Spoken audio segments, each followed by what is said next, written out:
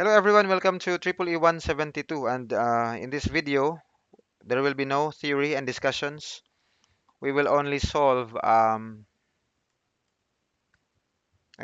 these problems. We have two circuits here. The first circuit is a typical simple differential amplifier. Okay, this is the differential amplifier here, and the biasing comes from a current mirror, an improved current mirror, whose current comes from a current source or current reference or current source using PNP. And then later class, I will explain later, no, after this one, that this DA circuit here can be modified, can be improved using this circuit. As to how, as to what kind of improvement, I will explain later. Okay, so let's start with IREF and mind class that when your IREF is wrong, everything else will be wrong. It's a sort of cascaded kanang solution. So be sure that your IREF is correct.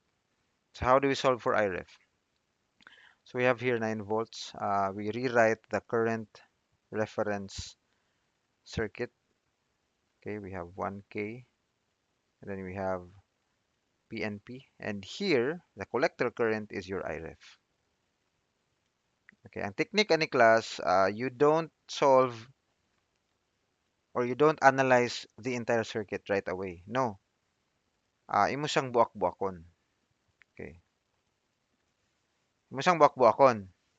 Ang anong pwede na buakon, nganong pwede dili drawingon ang sumpay ani kining ubos nga part ba? Kini, kini diri.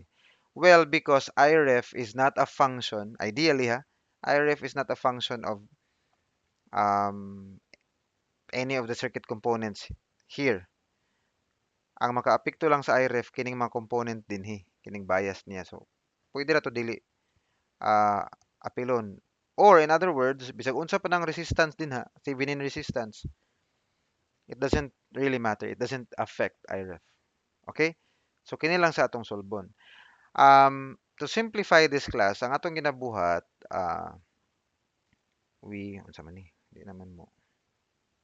Hoy, hello. Okay, sige. Okay. Ang atong ETH ginakuha nato diri. This is plus and this is minus. Padulong sa ground. Okay, now, kung balance gani class, ang atong bias nga positive 9 volts dayon, negative 9 volts, meaning same sila magnitude. And then same pud sila og resistance. Okay? Ibig sabihin 0 volts yun na. The voltage divider mo na class. So kung pareha na sila og resistance, meaning kining tunga-tunga diri nga voltage is the average of 9 volts and negative 9 volts. In that case, that's 0 volts. Okay? If that is not the case, then what you will do ha, tagaan ta mo ka idea, you try to increase all the potential so that kining negative 9 diri or whatever this is becomes ground, and then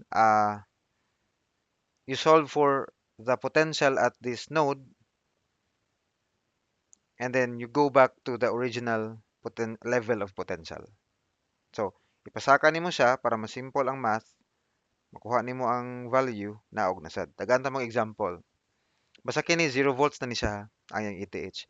Dagan ta mong example, what if na kay 9 volts dayon 1K dayon 2K dayon 5 volts, negative 5 volts. Pila man ang, then ay transistor din na, no? Pila man ang ETH kung gikan diri padulong sa ubos, sa ground. How much is that? So imong buhaton class, you increase all of these potentials by 5. So this becomes 0 volts or ground. This becomes, okay, this becomes ETH plus 5. Okay? Tanan man nga potential, and that potential is with respect to ground, relative to ground. So kini nga potential nga initially is ETH with respect to ground becomes now ETH plus 5 with respect to ground. And then here becomes 14 volts with respect to ground. And then syempre ang resistance di yun na mausab. Okay, wala man ka nag-add sa resistance. Gipasakay ra nimo tanan ha. Gisaka ra nimo tanan potential. So the current flow will still be the same. Kaya ang kurente magod class is V over R and V there is the potential difference. If kanang duha ka potential same siya pagsaka, the difference will still be the same. So ang kurente ana parehas ra. Ato lang ipang saka para simple ang atong I mean zero ang kining ubos niya nga potential, ubos nga voltage. So in this case, dali ra kay ni mag voltage divider. So if you have 1K, you have 2K, then by virtue of voltage divider, ETH plus 5 equals 14 times 2K over 2K plus 1K. Diba? So, ETH equals 14 times 2/3 minus 5. So, ETH becomes, ito na lang isolve, 14 times 2/3 minus 5. And that's negative 2.846. Negative 2.846 volts. Nag-record ba ko? Okay. Yeah, negative siya tungod kay mas dakog voltage drop diri. Kay dako man siya resistance. Okay. What if pareha sila 1K? What if pareha sila 1K? If same nga 1K, mahimo ni siyang ETH equals 14 times what? 1 half minus 5. So, this is what? 7 minus 5. This is 2. And what is 2 volts? Average sa 9 og negative 5. Di ba? 9 plus negative 5, that's 4. Divide by 2, 2 volts. So kung parehas kag resistance, average ra gyud sa bias ang imong potential dinhi. So dire balik ta parehas, so average sa 9 og negative 9, 0. Pero kung dili ka na ang case, balik ka sa kato imong isaka nimo ang whole potential by 5 and then pagkakuha nimo sa pag makakuha kag voltage divider, you can do voltage divider. Once you get the equation for the voltage divider, kini imo ra pod ipanaog og 5. So ang ETH plus 5 ipanaog nimo og 5, ang kini ipanaog po nimo 5. So mobalik lagi mo ka sa ETH. Okay, you check this process. You try to understand the process. So okay, 0 and then okay, balik ta. Ang RTH na to class, dali raman na siya no kay 4.7 ang 4.7. So i-parallel nimo, that's half. So that's 2.35 kilo ohms. And then you simplify. So you have, ay mo kahadlok nga ang ETH 0. So i-ground na siya. And then your RTH is 2.35 kilo ohms. And then you have this one, napay 1K.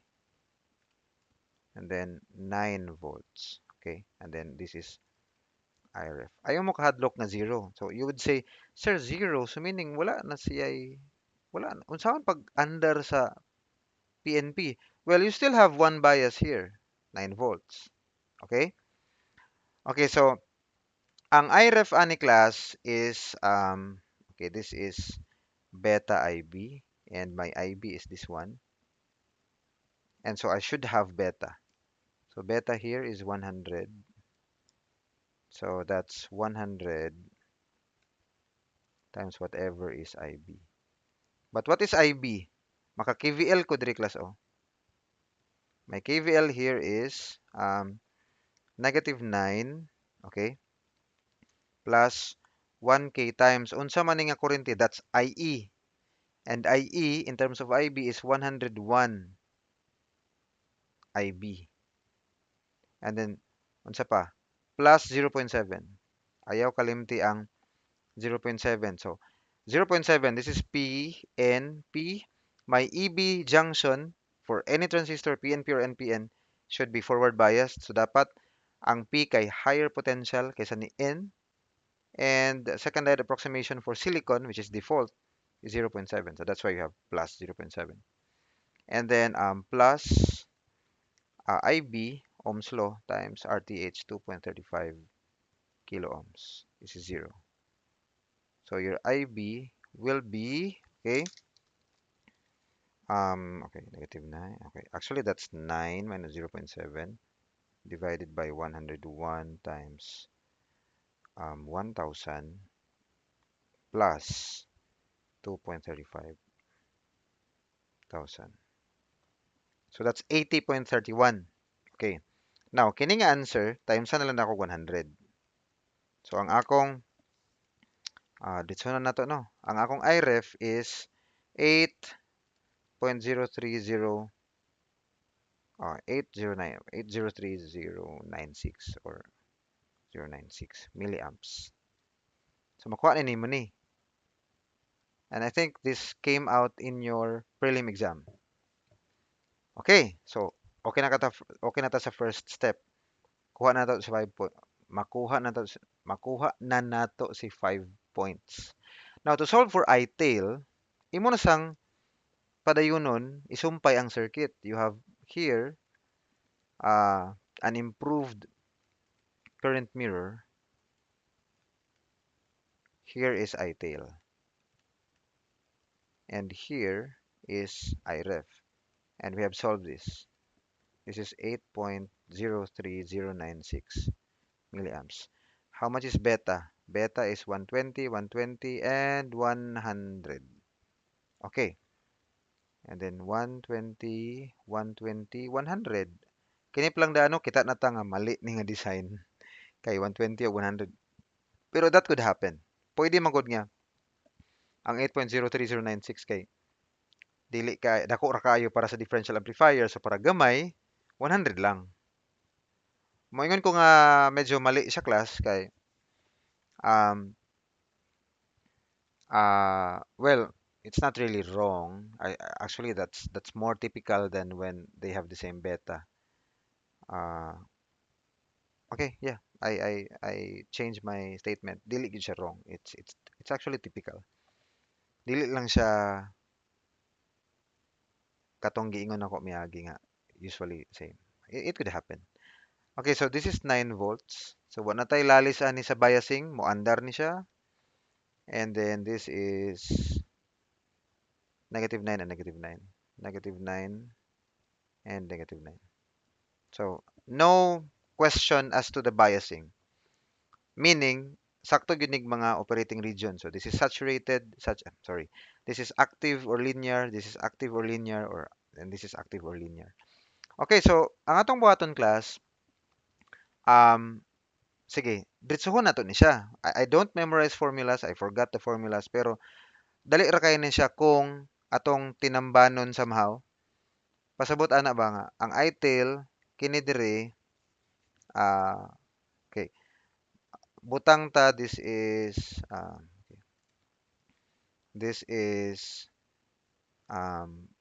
ITAIL. Wait lang, ano na lang. This is IC, right? This is IC. And if this is IC, then this is IC over 120. Okay? Base current, collector current. And this is also IC over 120. So this is IC over 60. Okay? And IC over 60 equals uh, uh, equals IB. Okay, I call this IB. IB times 121, right? The emitter current of this transistor is base current times beta plus 1. And uh, and IREF equals IC plus IB, right? So, um, unsa may what variable should we uh, eliminate for us to have an easier answer? IC. Let's eliminate IB para IC ang mabilin. Because ITIL, from here, ITIL is 100 times IC over 120. 100 times base current IC over 120. So we like our expression to have IC. So let's eliminate IB. Now IB is IC over 60 times 121. Okay? So you may memorize formulas. Pero ako class kay daghan na ko ginauna. So if I can derive, I will derive. If you memorize the formula, the better because it will save you a lot of time. The only disadvantage if what if I will change this into a Darlington pair, blah blah blah. So this is okay, IREF equals IC times 1 plus 1 over 60 times 121. Okay, so my IC equals IREF divided by 1 plus 1 over 60 times 121. That's IC. But my ITAIL is IC times 100 over 120. So this becomes ITAIL. So this is given, IREF is given, so ANS. So pwede ko makakalculator nga ANS times what? 100, sorry, 100 over 120 and then times 1 over 1 plus, what's that? 1 over 60 times 121. So the answer class is 6.69. 6.6915 milliamps. Why smaller? Because of the 100. Kung parehas na sila class nga 120, mao ni ang answer sa inyong prelim. That would become 8.029856, which is very close to 8.03. Okay. Now, um, ay, Darlington pair man na ito last time, no? Okay. Anyway, so that's 6.69155. So, solve na ka. Nakakuha na kag another 5 points. Now, ano dayon ta sa voltage gain? Adto na dayon ka class sa differential amplifier nga part. And this is 2K 199. Okay. 2K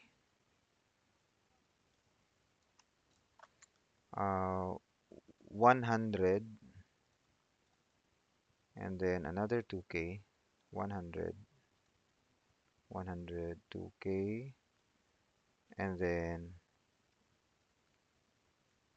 negative 9 volts and 9 volts. This is grounded and this is 1 millivolt peak to peak. 1 millivolt peak to peak. Okay, sa DC analysis class, because this is important, we want to solve for RE. Sa DC analysis, dili ta mag small signal ha. DC analysis yun na siya. So, kining 1 MVPP, kuan na siya. Mura na siya og naa kay AC source and then ground. Wala siya DC component. Okay? Wala siya DC component. Or ang DC component niya is 0, then ang DC component po diri kay 0. Okay, segue. Segue ha. Class, always remember that in a differential amplifier, the DC level or the common mode level of the signal for both transistors should be the same. So to, ang DC level sa input signal at both transistors should be the same. Now, look at the DC level. Sa kining transistor 2, let's say Q2. Ground, Q1, ground pod. DC level na, meaning, kung mag-scope ko diri, ang akong makita kay inani. Ayang DC level kay 0. Diri kay 0 pod. Importante na sa class, kung mo design mo pohon o amplify, op amp, kay pwede manggod nga Ang iyang input, okay? Pwede nga ang iyang input kay na DC level, let's say 5 volts. So kung mag single-ended ka nga input, dili nimo pwede i-ground si Q2. Butangan nimo DC level nga 5 volts pod. Ang ground ana, ang nakapa single-ended ana kay ang isa ka transistor na ay AC, ang isa wala. Pero ang DC level ana lang duha should be the same. Mao na ang rule sa differential amp. Okay, so let's continue. Now, DC analysis superposition, so this is 0 volts. Wala siya AC sa DC analysis, superposition. And then, okay, this is 0.7. This is 0.7. Unsaon na to pagkuha og IE nga mao may importante. Kini class katong 6.69155. 6.69155 MA. Matunga na sila class. Ano ika nino? Ano ni? Okay. Matunga na siya. Mahimo na siyang, okay, this is 6.69155 divided by 2. 6.69155. 69155. 6.69155 divided by 2. 6.6915. 3.346 ana na lang MA. IE 1. Here, IE 2. Let's label that as IE1 and IE2. They're actually the same. Ang DC nila ba? Kaya ang AC current magudani gaana pod gaana ang AC current. But their average level is the same, which is 3.346 MA. That's the DC level or DC current or current in the DC analysis. So masolve gyapon nato. So we can solve for RE, that's 26 millivolts over 3.346 MA. So 26 divided by 3.346, 3.346, 7.77 ohms. Also, RE here is 7.77 ohms. RE2, RE1. Okay? What else do we need? We also need to remember, or you need to remember this, that um, kinahanglan ni siya class nga given 50K. That's RO. Okay? Tulay butan diri. RO is 50 kilo ohms. Why? Because when we rewrite the small signal model, ganito yung mangyayari. We have beta RE. What is beta, by the way? Beta is 100, so diretsyon ko na lang. 777. This is beta IB1. Here is IB1. Okay, and then RC is what? 1K. 2K pala yan. 2K. 2K nga. 2K. And then another 2K here. 100 IB2. 777 ohms. And then, okay, here is IB2. And then we have here, di ba? Si transistor mangod class ganito. Beta RE, beta IB, let's say this one, IB3. And then RO. This is 50 kilo ohms. Okay. Unsa may sumpay niya class? Tanawang circuit ha.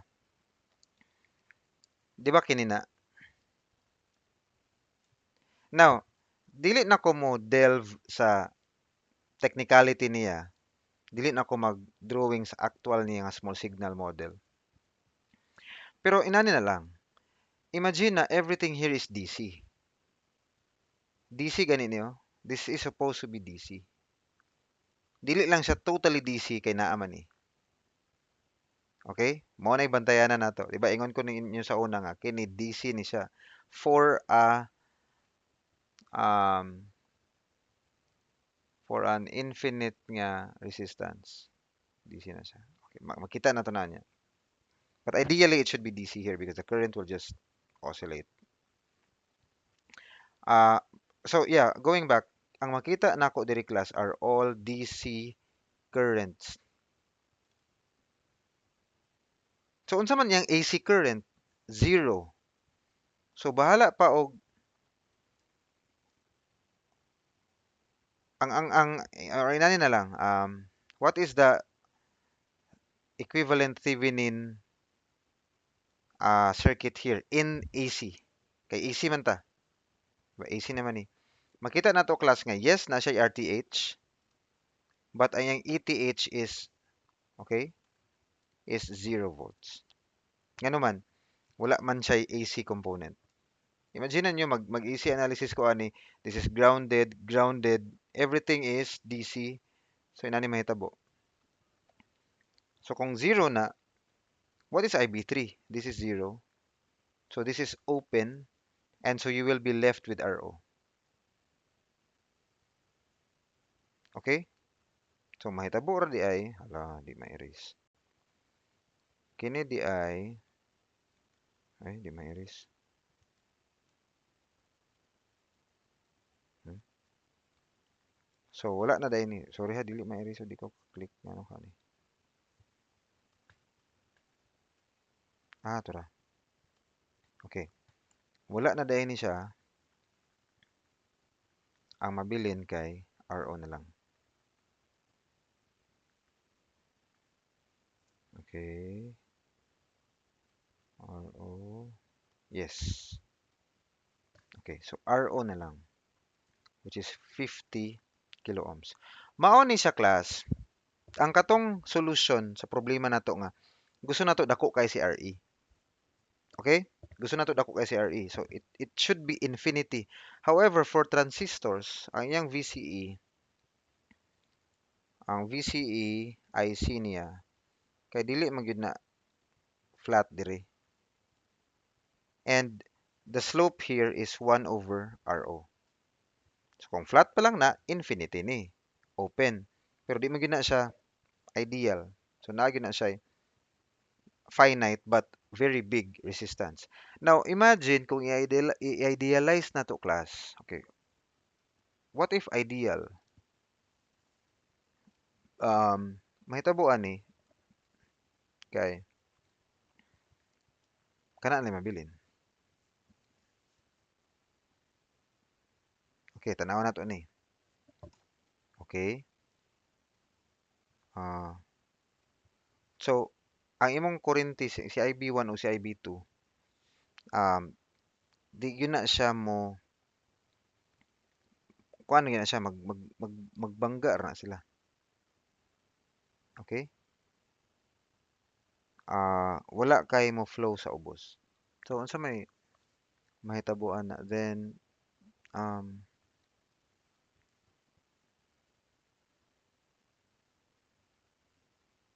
ba? Eh, okay, and then this is ground and then this is 1 millivolt peak to peak. So if that's open, ba?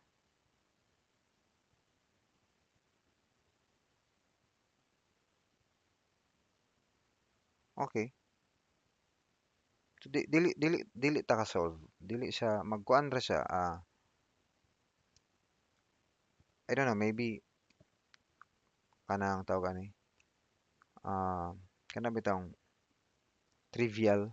So for now ha, probably in your advanced courses or if you want to to discover how to deal with this, way in which we can. Pero for now, dili sa ta maghatag og ideal nga transistor nga current source. Kini? Kini nga current source. Dili sa ta mag-idealize. By the way ha, this is a current source. This is a current source also. This is a current source, but the entire network is current mirror. So current source gyapon ni. Kini mga NPN, they are acting as current sources. So balik ko na to drawing. Okay, butangan na to siya og 50 kilo ohms. Okay, and then your VO is taken here, right? Tama ba? Okay. Dayon, ang inyong buhaton, you can memorize formulas. Unsa man to? Ah, well, I forgot. So mag-derive na lang ta. You can skip ha. Pwede mo skip sa formula. Okay, so yeah, okay. So VO, okay, VO is negative 2K times 100 IB2. And then, okay, we can, uh, okay, this is V, let's say this is VE, emitter. IB2 equals, or yeah, IB2 is negative VE over 777. Okay, so we can relate VO, IB2, IB2 to VE. And then we want to relate VO and VI, and let's just call this VI for now. Now VI equals IB1 times 777 IB1 plus VE, okay? And then VE equals um, IB1, hello, okay, IB1 plus, I'm sorry, this is beta plus 1, 101 IB1, okay, plus 101 IB2. So that's the current flowing through VE, through 50K. Then you multiply that with 50K, that's VE. Okay? So si IVO, tanaw na to bi kung ma-relate ba na to ni VO to IB2, IB2 VE. Uh, yes. Yes. Okay. Yes. So um we want unsa may gusto nato mawala nga term ani? IB2. Pwede. So this one is equal to lahi na sa nga style no.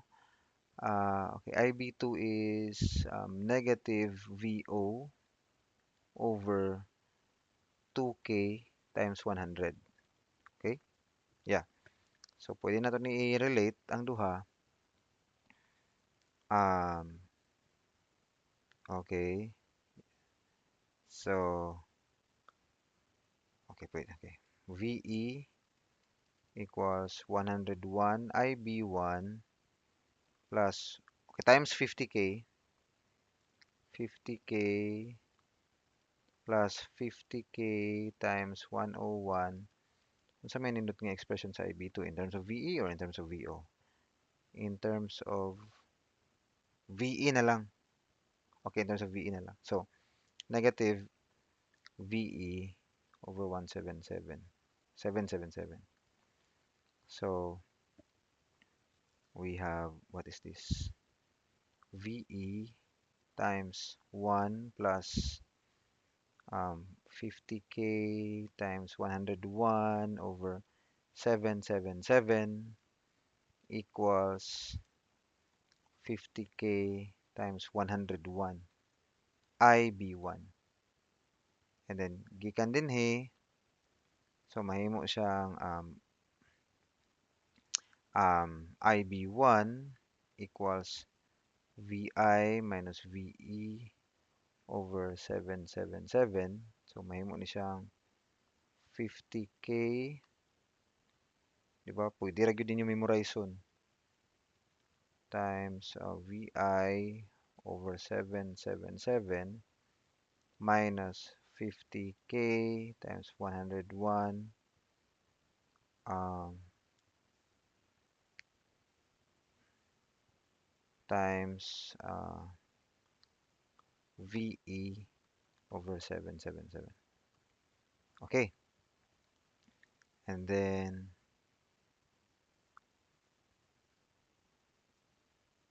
okay. Okay, hindi na lang ako ni kay wa ko'y kuan, wa ko'y calculator. So wait, I mean wa ko'y calculator, wala ko ka memorize. Di na lang po na ako i-open to nga slide. Okay. At least class kuan kanang tawag ani. Okay. At least magtan-aw gyud mo. Makita gyud ninyo ang process. Kung makalimot mo sa formula, makapadayon mo. Okay, letter C. Um, right, so I have VE times 1 plus 50K times 101 over 777 and then plus balik-balik lagi ni ay 50K times 101 over 777. Okay, mabalik mo gid siya. Ba? Mo gid siya.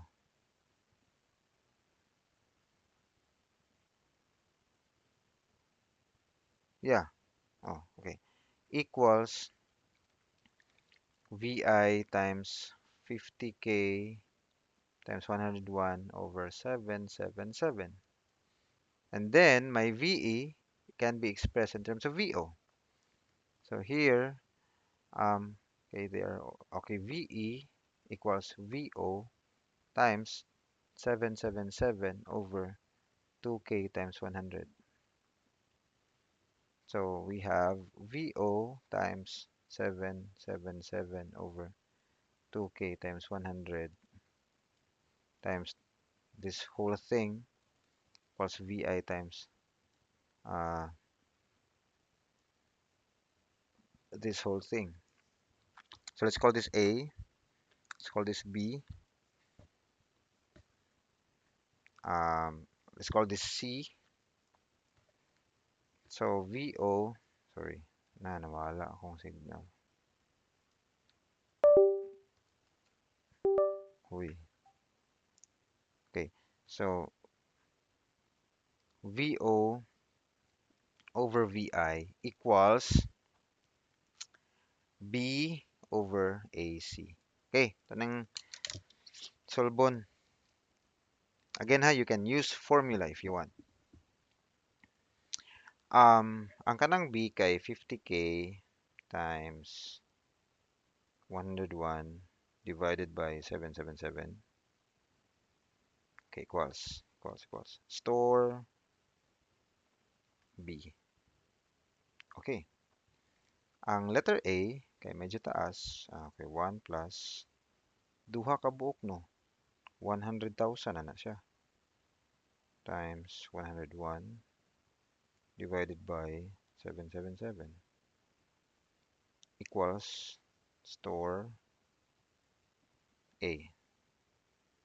Okay, and then lastly, letter C, 777 divided by 2K times 100 equals shift store C. Okay, so we have B divided by AC equals 128.69.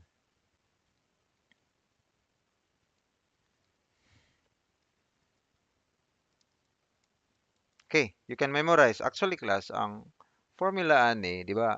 Kung dako lang kay si RE, kay mo approach siya sa negative RC over kung dako kayo si kuan 2RE. So that's negative 2,000 over 2 times pila to 7.77. So mahulog ra siya nga ah, 1,000 divided by 7.77. Be? 1,000 divided by 7.77. It's 128.7. Di ba? Grabe ka accurate. 128.7. So, if you can memorize this, okay ra. If you use this, it's okay. Okay? Okay ra ko ana. Basta kabalo mo nga. Ang approximation kay pwede ra na siya kung dako kayo ang RE. If RE is infinity, pwede. Kung makalimot mo class, para na ako, malimot jud ko. Taas mo gud to. Then you can use this one. Now, if you have noticed, lahi-lahi akong style. Katong gisolve na ako ni, giderive na ako ni sa blackboard, lahi. Ako pa maagi. Kay, lahi mo ginagagianan class. Wala gi parehas nga isa ka agianan sa pag-solve. Labi na kung daghan kay kag equations nga ma-involve. So, pwede nga sa time nga gisolve na ako sa blackboard kay giuna sa na express ang IB1 in terms of blah blah blah. Karon kay lahi na sad. You need to know your goal and that is to relate VO and VI. Okay, so before I end this first part, ang voltage gain is 128.69 or zero point 0.7 up on 128.69. That's 15 points, ha? And then to solve for the output amplitude, dapat kabalo ka sa imong input. Now that's 1 volt peak to peak. And what is amplitude? That's Vmax, Vm, Vp, or 1/2 of Vpp. So the output, output amplitude is the gain times the input amplitude, which is 0.5 millivolts peak. So katunga lang di ay, so that is divide by 2. That's 64.335 something, or 345 millivolts peak. Okay? Kung peak to peak, di 128.69 peak to peak. Okay, that's for the first video.